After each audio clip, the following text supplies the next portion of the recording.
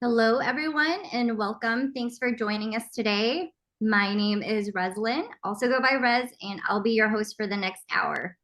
So today our panel here is going to be talking about how to measure performance of your software development teams, and we're going to talk about best practices, and then also on the flip side, some anti-patterns of metrics and measurements, then go into a very fast lightning round of metrics and different ways to measure.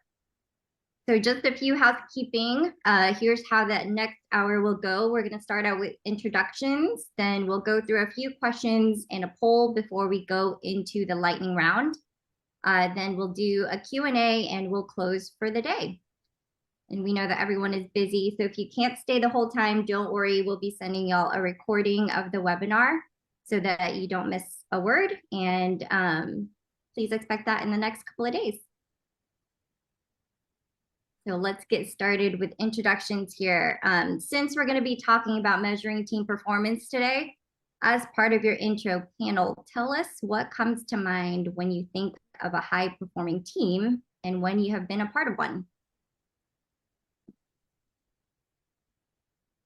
All right. I'll start off. So David Hawk, CEO of Path to Agility, which is a product that helps teams identify kind of how they're doing and guides you on actions that you can take for improvement. And I would say one of the characteristics of being a part of a high-performing team was a team where everyone was pursuing excellence. Everyone on the team, it wasn't just like the scrum master worrying about the team getting better or the manager worrying about the team getting better, but everybody on the team was trying, had meaningful retros, and every 2 weeks or whatever that cadence was always trying to say, all right, what could we do a little bit better every 2 weeks? And that everybody was engaged in that. Great. Love that story. I'm Andy Claff, transformation coach, recovering project manager.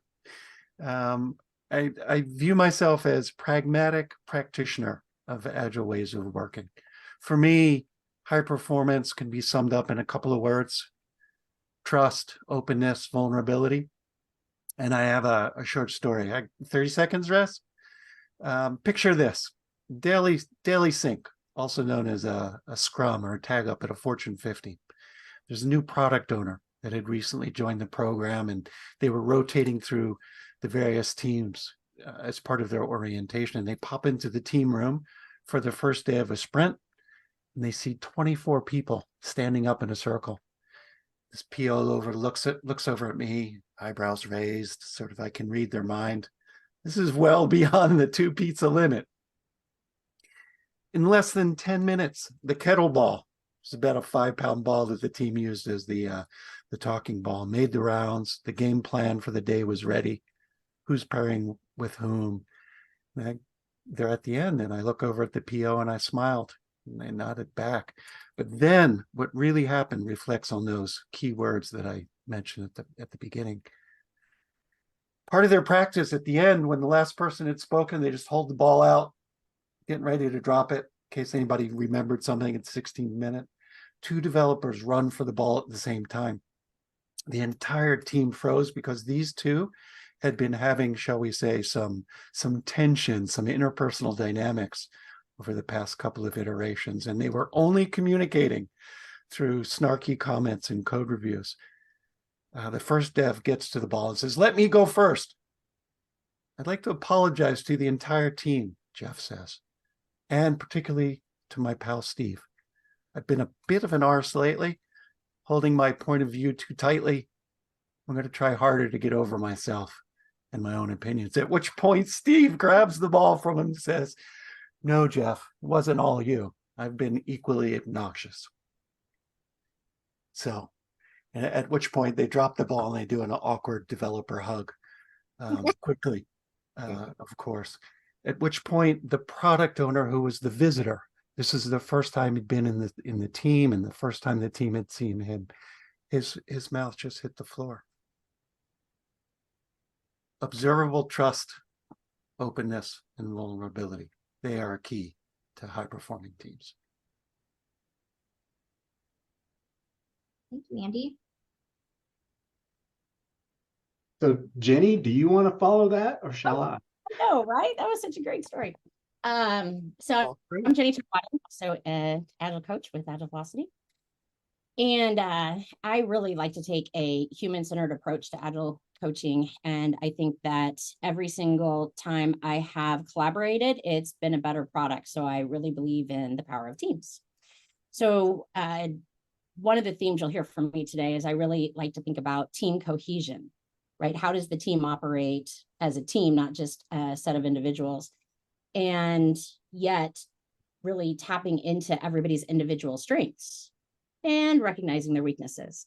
So my story, being on a high performance team, we had a group of folks, and I can't remember what it was, but some email went out and I said, I know exactly what time everybody's going to respond to this email.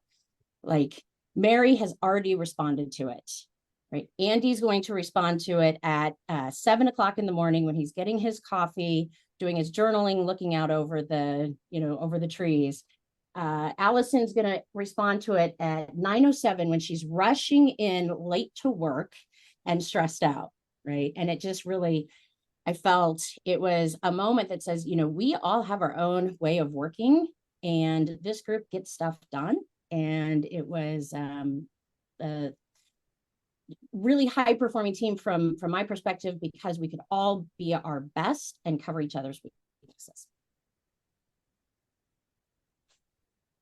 Richard. All right.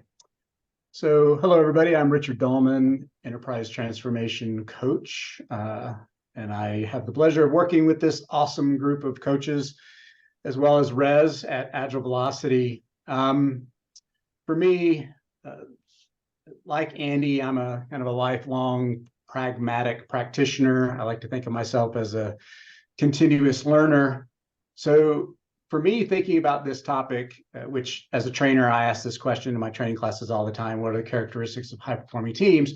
The one that still stands out for me goes back quite a number of years. It was one of my early coaching engagements when I was figuring out what it meant to be a coach versus Scrum Master product owner. And I was brought back into a client. I had been there with them in the past. I left, came back, and they had 6 teams that they wanted me to try to coach up. And they were perplexed that 2 of the teams weren't performing quite as leadership expected. And the main reason there was a little bit of lack of continuity there was that the 2 teams in question were supposedly their highest performers already. They had taken their most senior developers and their most senior engineers and architects, and they had seeded 2 of the teams with those most senior people, and the other 4 teams was a collection of others. And what they were seeing was that those 2 teams were actually underperforming the others, because although they had a collection of so-called superstars, they hadn't really addressed their working agreements. They hadn't addressed how they were going to deal with conflict. They hadn't addressed how they were going to share accountability. And they were just storming a lot.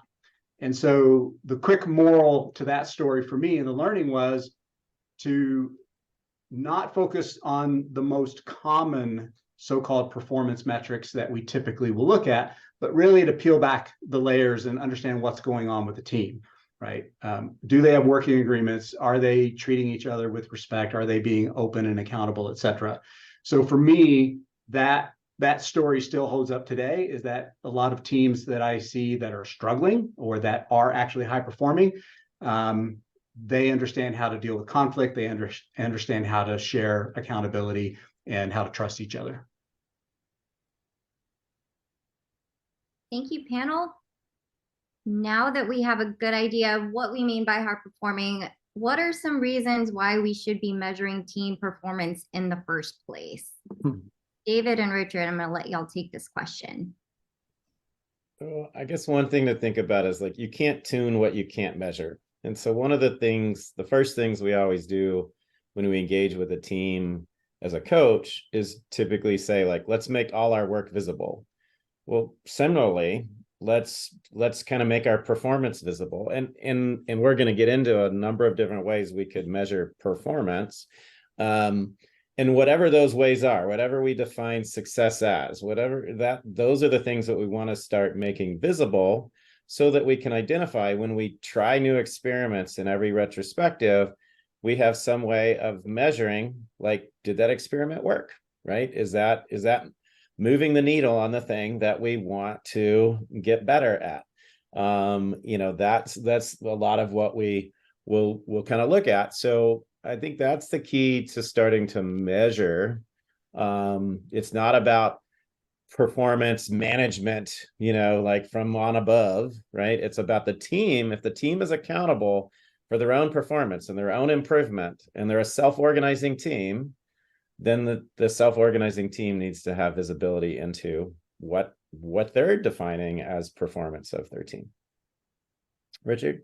Yeah, I definitely agree with that. And so in the spirit of trying to increase accountability and ownership with teams, which particularly if we're talking about agile teams, obviously we want to create that sense of ownership, that some level of autonomy, self-organization. I like the question of reasons for measuring team performance. And in fact, that's a question I will often ask leaders. And sadly, am confronted with this perplexed look of, well, what do you mean? Of course, we have to measure our teams, but the question is, what are we really measuring for? So to David's point, I'm a firm believer in, if we're trying to drive more team ownership, accountability, how can we create that? Can we create that as a top-down mandate saying teams must measure these things? Or can we take more of a co-creative approach to this? In my experience, I found that having teams have a little bit of control over defining what they're measuring for themselves and why that matters can go a long way in collaboration with leadership. And lastly, I would say, one of the reasons for measuring teams is we're trying to identify the outcomes that we can deliver. And so measuring team performance is important because we need ways to be able to visually see that we're going in the right direction. And so those measurements, we can look at the data, but I always focus on the trends more so than the data itself. So we naturally need to measure what our teams are doing. Often we don't really have that clarity of why we're measuring what we're measuring. But if we try to focus on that co-creation, try to focus on the trends that we're seeing and then help that inform our decision-making, I think we've got the right ingredients to help the teams become high-performing. So I heard accountability, co-creation, moving towards those outcomes.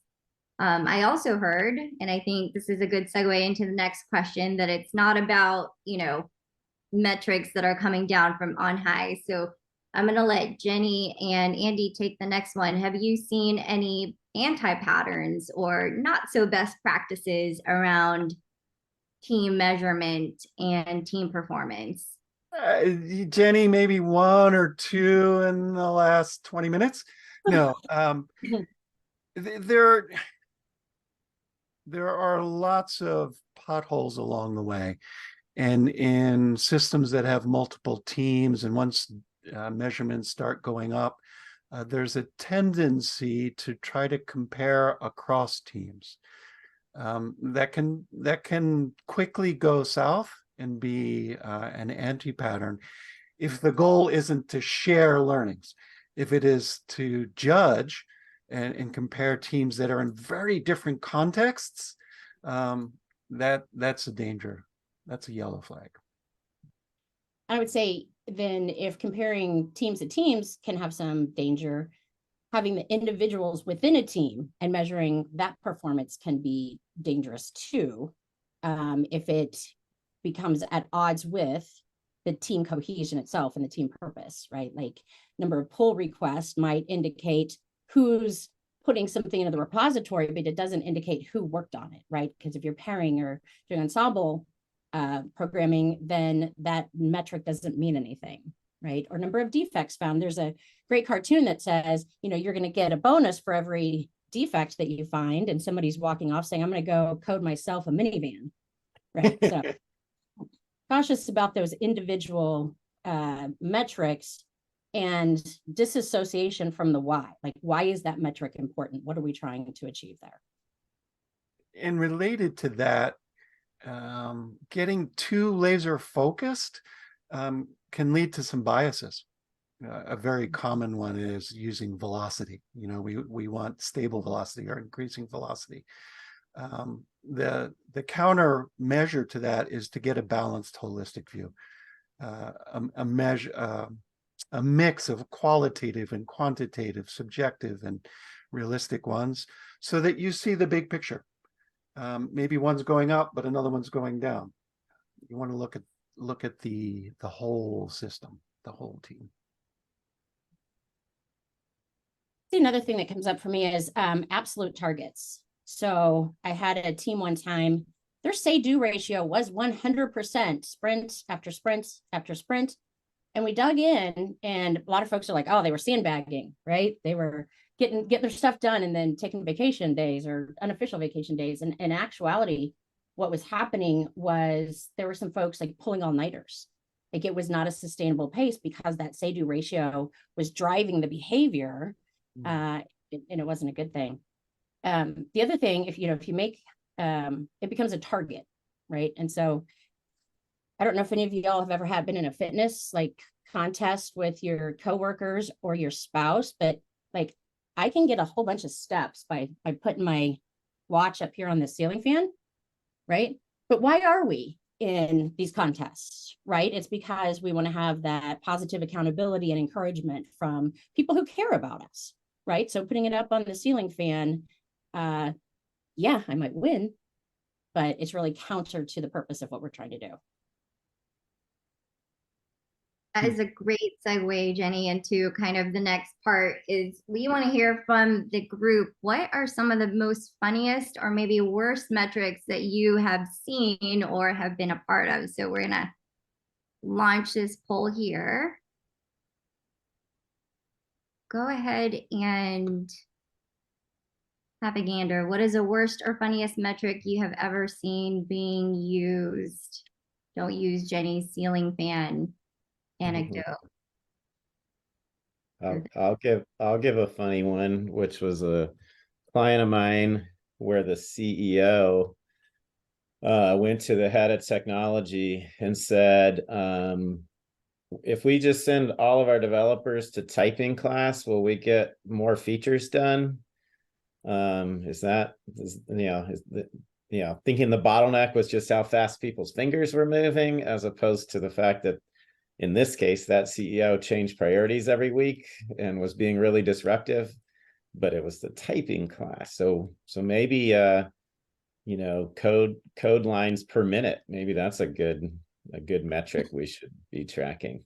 I'll see and raise your one pointy-haired VP of engineering that I think knew that CEO decided that lines of code written by developer was going to be the new performance metric. Now, generally, this is pretty malevolent, but it could have gone two ways. The team could have responded by a grotesque bloat in code and suffocating their simplicity. Quality would fall by eclipsed by this insatiable hunger for quantity of lines of codes written now that they could type so fast.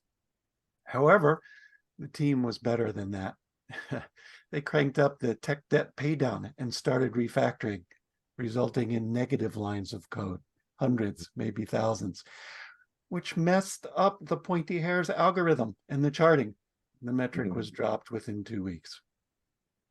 That's our lead developer on Path to Agility. His favorite thing, if you want to make Josh's day, give him a project to remove code from the system. So removing, how many features have you removed from your product? That might be a healthier metric.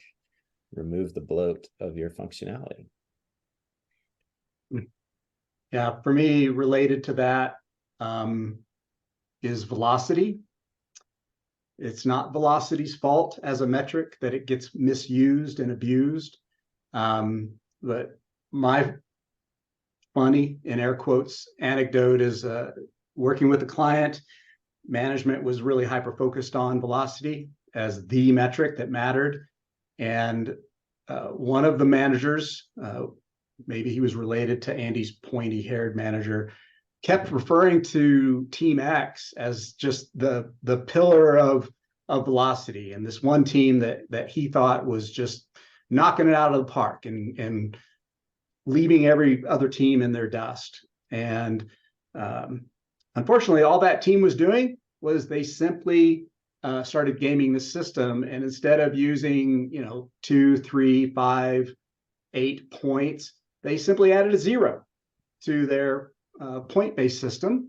And so therefore their velocity was literally in the hundreds, where other teams where velocity was maybe in the 50s. But management didn't take that as a cue to get curious.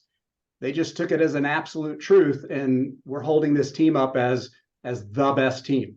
And in fact, they were probably the worst team, because once they figured out how to game the velocity metric and win the favor of management, they started exhibiting all sorts of other bad behavior as well. But management didn't know any better, and they thought all they needed to see was a number.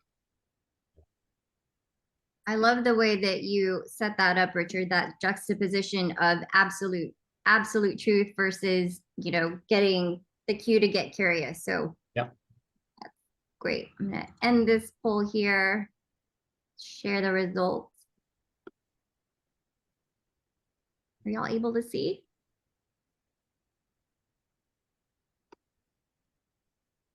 I see a view details link, but I don't see.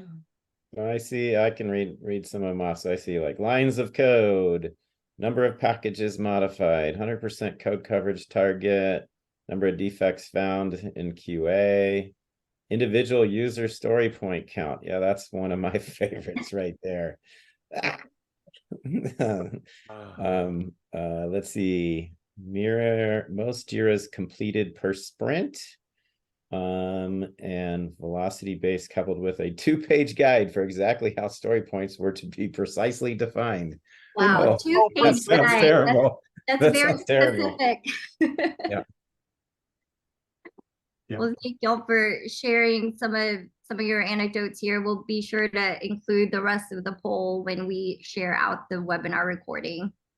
We are going to move into the lightning round of metrics that we have seen shared that work really well. And I'm going to have David kick us off. What is the first metric that you want to share with us? So a pretty common one out there is just looking at cycle time, or how long does it take from the time we start something to the time we get it out. And I think getting clear about when is the start and the end. Like, is it out because it works on a developer's box? No, that wouldn't be a good measure of cycle time. But cycle time, like it's in production, even if it's maybe feature toggled off, would be a better finish line.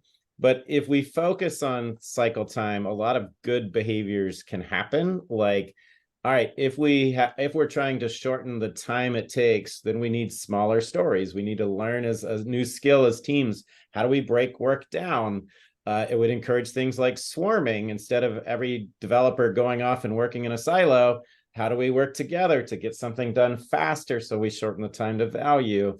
Automation, test automation, deployment automation. It would encourages a lot of those good things when we focus on trying to, as a team, understanding our cycle time and trying to, challenge ourselves on shortening it. And again, I think the common theme we're going to hear across a lot of these is like, these are all metrics for the team to use to improve themselves, not like Richard's story for management to use to measure the teams, right? And so I'll kick off with cycle time. Who wanted to go next? I'll jump in. I love me cycle time. It is a lagging indicator because you need to complete the work. I want to balance it with a leading indicator, work item age. The amount of elapsed time between when a work item started and the current time. This helps the teams identify and address things that are lingering for a little too long. Maybe things are aging out in the backlog. And you can do this at all flight levels and all work item types, whether they're bugs, stories, features, epics, releases, the entire kit and caboodle. Jenny. All right, so team cohesion, right? Like thinking about the culture and the relationship of the team. I might ask something like an NPS score. Would you recommend working on this team? Even sometimes asking questions like that, I have found people say, well, I'm not sure. What would you consider the team? And I'm like, what would you consider the team? So there's definitely a difference between a group of people and a team of people. And if you think about that team as an entity, unique entity with those individuals in it, then again, measuring their performance, their engagement, their morale over time can be just as important as some of the others. Richard. Yeah. I'm going to stick on my theme with velocity because it is, again, so often misused and misunderstood. Actually, last week or a couple of weeks ago, I put out a LinkedIn poll on this topic just to help prepare for this webinar. And I simply asked the question out there to the community of what are the most common anti-patterns that we're seeing relative to velocity. And 47% of the responses chose conflating it with performance, which is part of the title of this webinar. So, velocity has value if we know how to combine it with other things. But it's that conflation of it's a measure of pure performance, right? It's an absolute measure of performance, which we know it's not. Aligned with that is management comparing teams. So my little anecdote earlier of management looking at this one team they thought was high performing because they gamed their velocity. But those are the two of the things that really stand out with me. Velocity by itself in isolation, I think, is kind of a meaningless so-called vanity metric. But if we're able to combine velocity with predictability or say-do ratio that Andy referenced earlier, or look at other elements of, are we removing features that aren't as valuable? So velocity can be valuable if it's combined with other data to help us see what's really going on there. But just by itself, velocity tends to be more of a meaningless vanity metric. David? Yeah, I'm gonna go with another grapefruity kind of one, but another favorite, which is WIP, or work in process, and just measuring. Again, I talked earlier about early teams just saying, let's make all our work visible. Well, one of the things when we start to see all the work that's in progress is we start to see that we're trying to do too many things at once. And if we can start measuring not only just like how many stories are we working on in a sprint, but things like how many stories are in kind of development versus in testing, or how many tasks do we have in development versus testing, or how many bugs, or whatever the things are that we're tracking, then we can start to see where's kind of the bottleneck in our flow. And this is where, we often will start introducing Kanban kind of techniques with Scrum teams so that we can get visibility to the flow within the team, right? And if we can start to understand where are things piling up, or how do we reduce how long things are sitting there, like the work item age. Like you could take Andy's work item age and not like how long has it been since we started it, but how long has it been in each column, right? And now we're starting to get that a little bit more granular. And it's always easier to change priorities before we started work. But it causes lots of disruption when we change priorities for things that are in progress. And when we have too many things in progress, we tend to start, like I play a product owner right now. And so if there's lots of things in progress, I'll tend to escalate things that and now I'm messing with the priorities that we once set, because maybe we have too many things that we're managing at one time, versus just changing it on the ready, in the backlog. That's a lot easier for me to do, and it doesn't cause any disruption. So that would be looking at our WIP limits, or our work in process limits. That's a great leading indicator, David. Another leading indicator: number of experiments conducted and or failed. Many of you listeners will know Babe Ruth. Some may be wondering who, but Babe Ruth held many world records. And one that most people will know is he was a slugger. So he had 714 home runs, RBI, slugging percentage, all that's great. But did you know he had another world record for most strikeouts, over 1,300? And so, if you never swing and miss, you never swing and hit. And so the faster you can find out what's not working, the faster you can eliminate that and move on. So experiments conducted, shared, learning logs, whether they're technical exploration or customer sat related, another key leading indicator. Before jumping in before Ginny on that one, I saw a team and they were focused on innovation. Innovation was their number one goal. And so they actually had a goal that said over 50% of the things we try has to fail.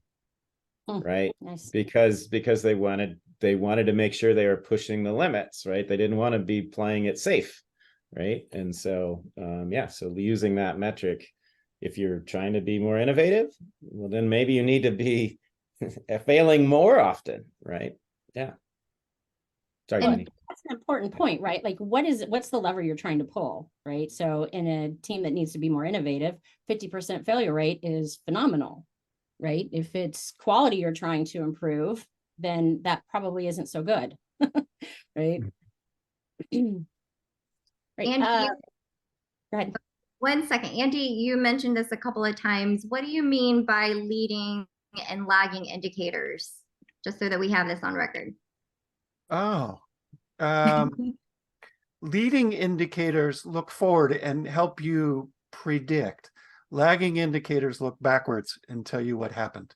It is like driving, looking through the windshield is a leading indicator. Driving, looking in the rearview mirror is lagging. I need a little bit of both, but I really prefer looking out the windshield. Got it. Thanks. Awesome. Yeah, I was going to bring up frequency of releases, right? And of course, this might have something to do with the market that you're in, but there's other ways. I mean, of course, I'd rather get to a customer, get that type of feedback. But even if it was something short of that, getting it into a release environment, getting stakeholders' feedbacks and such, you learn so much from that cycle. And again, I think one thing I'd like to add into it's all about the conversation. Right. And so I often hear people when I say number of releases say, oh, we can't do that. Our customers don't want releases more than 4 times a year or once a month or whatever the case may be. But really shifting that conversation to why is it important to have a release? What kind of feedback might we get? What is important about that? What impact would it have if we had that frequent feedback?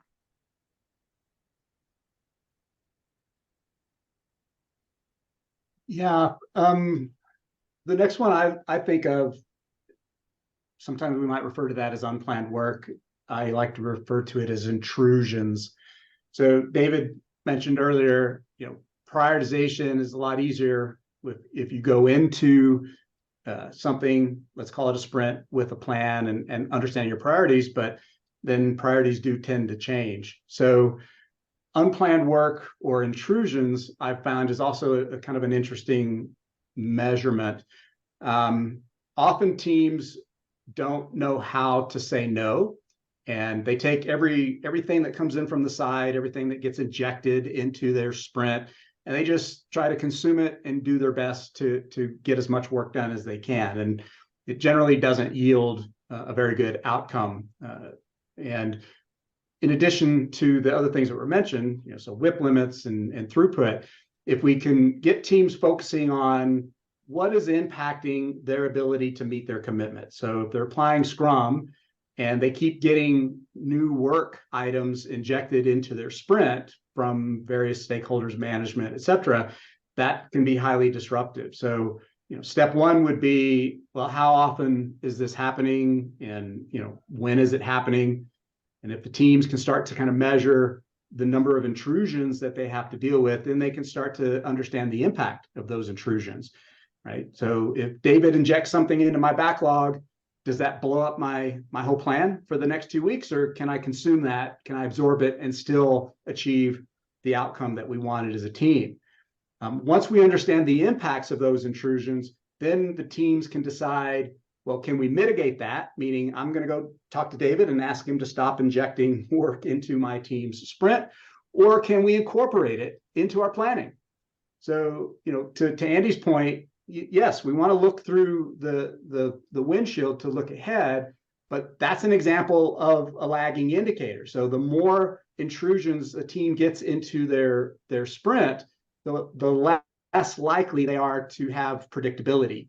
And so the lagging indicator could tell us of we are either addressing those and absorbing those intrusions, or they're blowing up our plan and they're risking our success as a team.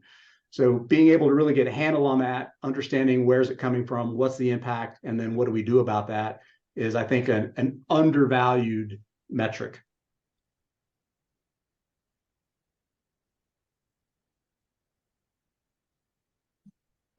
I'm going to kick us off with the Q&A portion. So just first question, what is critical about team performance, and when you're measuring team performance, what do you need to think of first?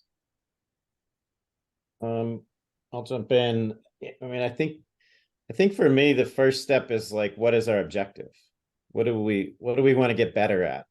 If is in the next 90 days, we as a team want to be more innovative. We want to improve our quality. We want to deliver faster. We want to be more predictable. What is it that we're after? And then that'll help us determine what are the right metrics and potentially like what targets that we're setting. I've had teams that have set specific target and say, hey, we want to reduce cycle time by 20%. And I've had other teams that said, we're not going to set a specific target because right now our goal is just to start measuring improvement, right? Like we're not measuring. So we want to start measuring and we want to start showing an improvement. We don't know if 5% is the right goal, 20% is the right goal, 100% is the right goal. So I think getting clear about a goal everybody can align to and everybody's motivated by will then inform, what are the right things for us to kind of focus on and measure. All right. So Liz has a question. Do you see any team health metrics as leading indicators of team performance? Team health metrics as leading indicators of team performance. Yeah, I mean, so some of the like health assessments that I've seen say things like, do you have trust? Do you have a shared purpose, right? And so I think absolutely those would be a predictor of future performance, right? So if a team doesn't have a shared mission, it's really hard for them to complete that mission well, right? Like they have to be aligned with that. And a lot of the dysfunction that I see in teams is when they don't have trust, they can't talk about the elephants in the room. They can't have positive conflict. They don't have shared results. They're not accountable to each other and to the goals. So absolutely. Yeah, I second that one, Jenny. It is such a powerful leading indicator of what's going on in the system at every stage, and it's very important to shine some light on it. And it's harder, like some of the metrics that we've talked about, right? You can have your tool spit it out, right? You can have cycle time as long as things are set up correctly, right? But it's a number that spit out. Some of these things where we're really trying to hold a mirror up to a group of people and their behaviors and such, it might not be quite as numeric, but there are some assessments. And again, all of these data points should be leading to a conversation.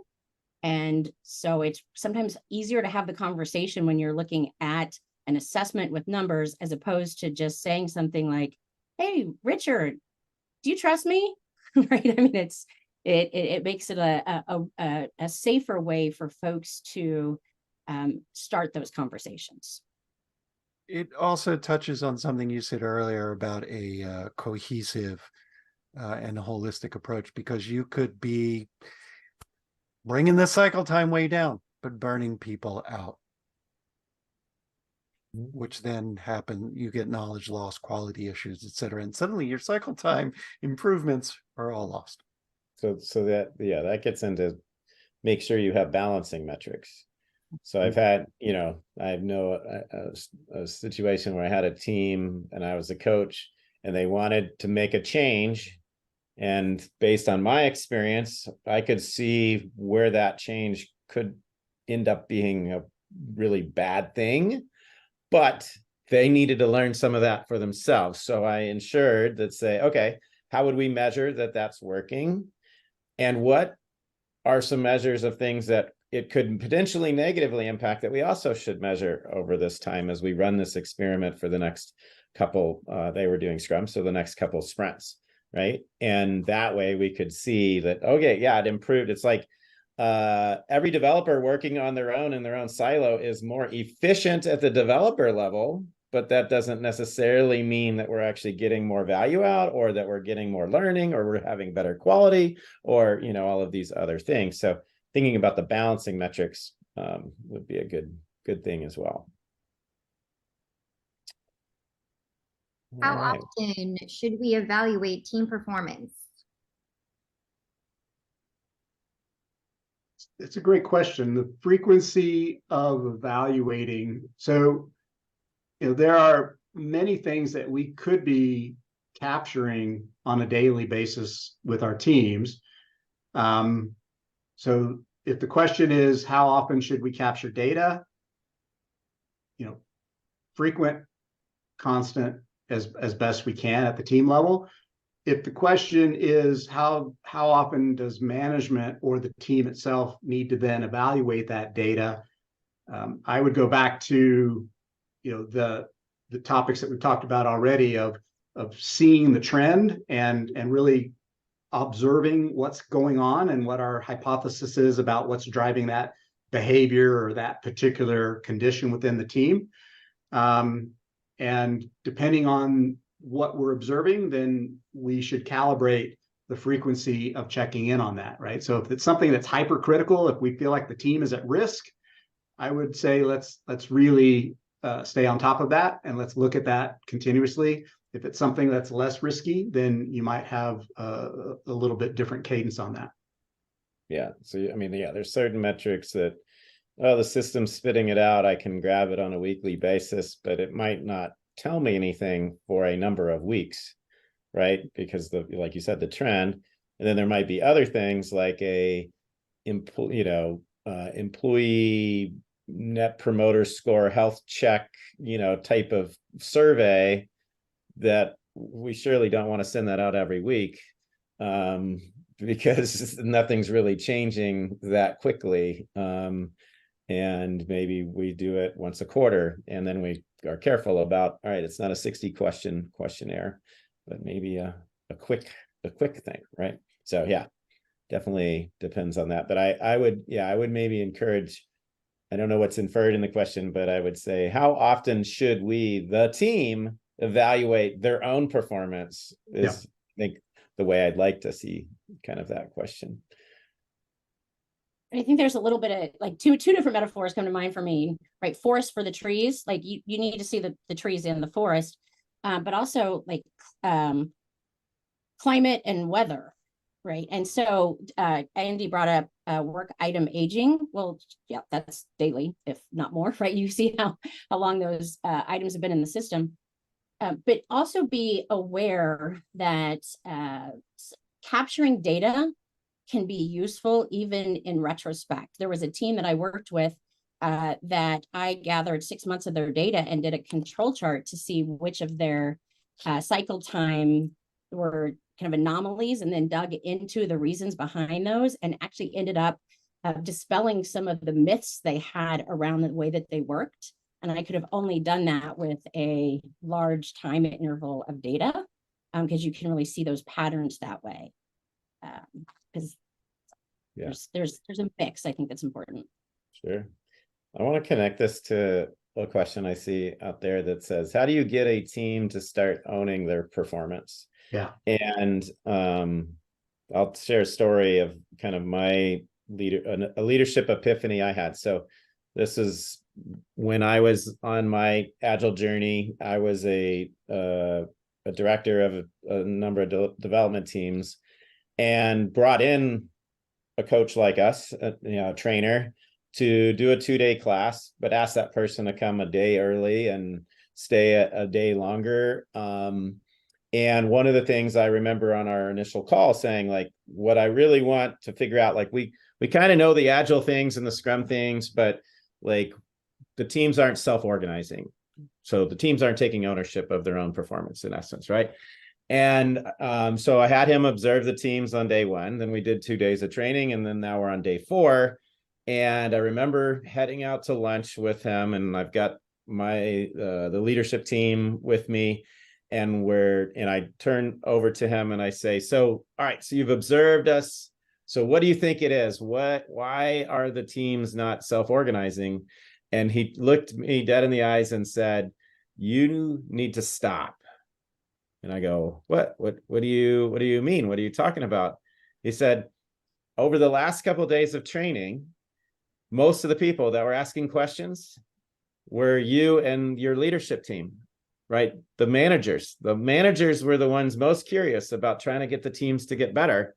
And basically he was saying, you need to stop. You need to create space for the teams to be able to have their own ownership. And they're not going to do that if you continue to take ownership of their improvement, if you continue to be the one that's measuring, if you continue to be the one that comes with the ideas of things that they could try or they can improve.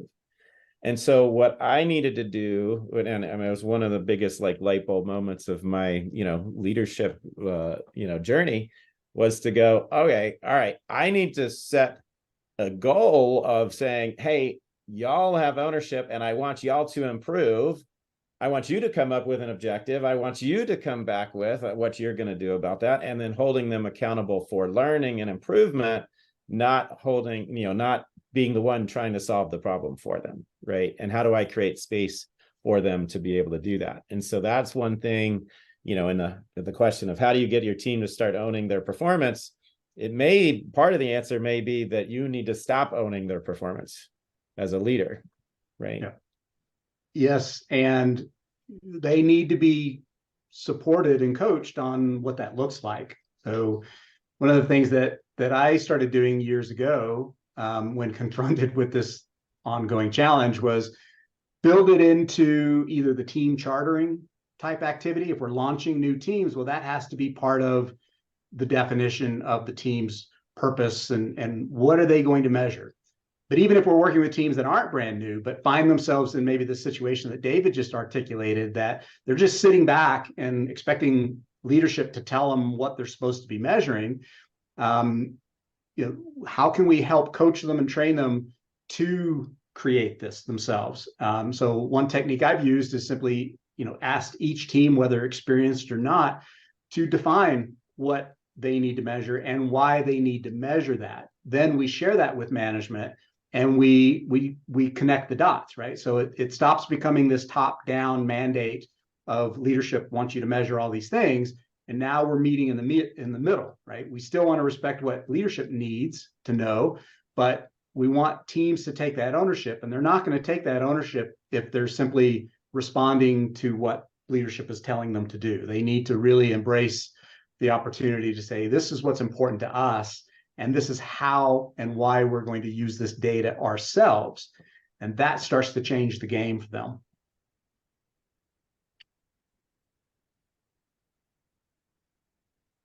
Barry has a question. How do you use team level performance metrics to inform system level insights and improvements without getting into good team, bad team comparisons and other antipatterns?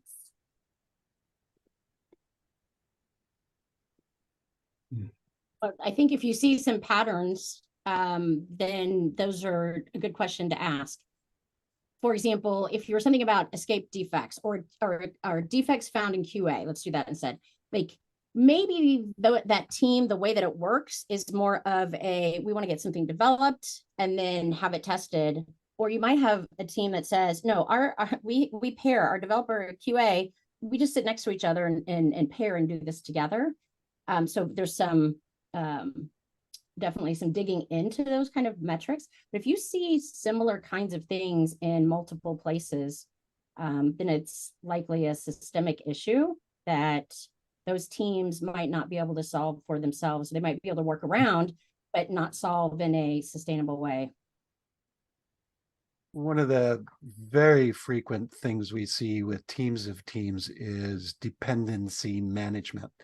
And so maybe an indicator is not, number of dependencies successfully managed, but number of dependencies successfully eliminated, avoided through team cooperation or knowledge sharing, or people going on what we call safari to help unblock. So that's one way to use healthy team level metrics to expose and resolve system level issues. Yeah. And I would add to that, look at the system itself, right? So, don't just take the system is just a roll up of team performance, right? That may not be accurate. So I advocate for look at the system itself, and then maybe compare what the team level data tells us and see if the patterns match or if maybe they don't match. So yes, team level performance and metrics can inform how the system is functioning and operating, but they're not that absolute indicator. So be careful not to just translate that as these teams roll up to what the system definition means. So there's a couple of questions about how is team performance calculated in SAFe? Do you have any templates or resources we can use? And what's a specific example of what we've done to measure team health? I mean, I think on the SAFe one, I wouldn't say SAFe's any different than any others in terms of, at the end of the day, if we're looking at teams and we're saying our team's healthy, our team's improving, our team's getting better. I'll have a little bit of a biased answer here, and I'll show a little screenshot, but one of the things we believe in from a path to agility perspective is measuring and evaluating capabilities. And so we can have a set of measures like we've been talking about. And then as far as team health and progression and improvement, one of the things that we would encourage if you're using this model or any other model would be, are we also looking at a set of capabilities, and this is a set that we use to get an understanding of what capabilities do we have as a team. If we're doing SAFe or we're doing Scrum or we're doing Kanban, it doesn't really matter. Are we developing the capabilities to deliver faster, to deliver more predictably, to deliver with quality? And using this tool as a way of visualizing that to see where our weaknesses are. And that gives us a snapshot of how we're doing as a team. So that's one example of a way of doing that. If you're looking for specific team health and engagement, there's literally dozens of models out there. They were all built by other people for their situations. So don't lift and shift, but look and learn. There's plenty. And I think, Rez, you and I are working on something for a blog post that'll surface some more tactical stuff down the road a couple of weeks. Yeah, we'll certainly have some follow-up resources to share with y'all as well to kind of continue the conversation and help, kind of close out the conversation and of measuring team performance. But before we end for the day, my last question is, how do you get even started? Like if you haven't been measuring team performance, what's kind of the first step that you need to take? Pick one metric and go. Have slight yes, and work with the team to pick that one metric that they believe is meaningful. Maybe try to balance it, but don't do the entire Swiss Army knife, 47 different metrics, one or two that give you a balanced view. And not only have a good understanding of why that's the metric that you picked, the team picked, but then socialize that. Right? Don't just send the data out there. Make sure people understand why that was important to you and what you're going to do with it. Yeah, and I would just repeat what I said earlier is the team needs to take ownership of it. So one starting point would be for the team to define maybe one or two things that are important to them and why they're important to them, and let them start that. And then as they're doing that, then you will need to reconcile what the expectations of the organization are, because we don't want to ignore that part. But to David's point, pick one, start capturing some information, and then use the information. If you don't use the information, then it's meaningless. Allison wants to just slide in the last question really quick before we end. What are the most common couple of metrics that you see teams choose first? Probably things that Jira, the easiest, right, is just something that Jira is already potentially providing for you, but it might not be the most meaningful, right? And so I guess I would also maybe caution, don't wait because, oh, we need to automate it in a tool. And I know would be wonderful, but even just capturing a data point every week and putting it in a spreadsheet is highly valuable. And it's a lot easier, right? I remember actually having metrics on a whiteboard, and my 6-year-old son came to work with me on like a weekend, and he did the math for the team, right? Like, like maybe he was a little more than 6 years old, but like but as a kid, I remember like like him doing the math for the number one metric that we were calculating, and we were just calculating it on a whiteboard. Now, these were the days pre-COVID of like Post-its on a whiteboard instead of Jira, but like you don't need a tool, you don't need to automate it all. Just use an abacus. I don't know, like you don't need, it doesn't need to be fancy. Yeah, I agree. Put it on a whiteboard, whether it's a Miro virtual board or a physical board. And sometimes the analog way of capturing information is actually a better starting point than the tool or even a spreadsheet in some cases. So, moral of the story, don't wait. Use an abacus or a whiteboard if that's all you have. But if you are looking for a tool, please check out pathtoagility.com. Navigator provides a way to help you identify, set goals, and continue measuring team performance. And we'll send out that information to you with the recording as well. So thank y'all for joining, and we appreciate it. I know everyone's busy, and we'll catch y'all next webinar.